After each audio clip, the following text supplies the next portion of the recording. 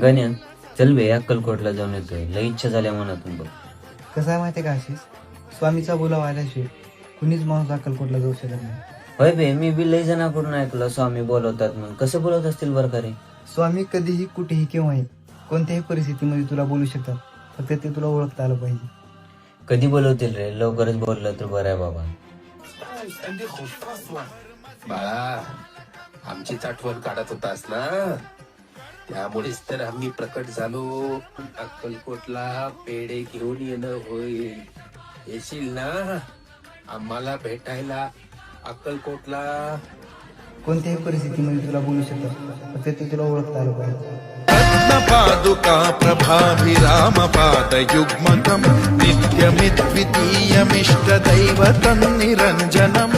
म्हणालो होतो की नाही तुला, माझ्या सोबत नाही तर माझ्या मागे मागे, पण तू इथे येणार. आता तुझी माझी तळमळ शांत झाली. तुमच्या भेटीनं इतका आनंद झालाय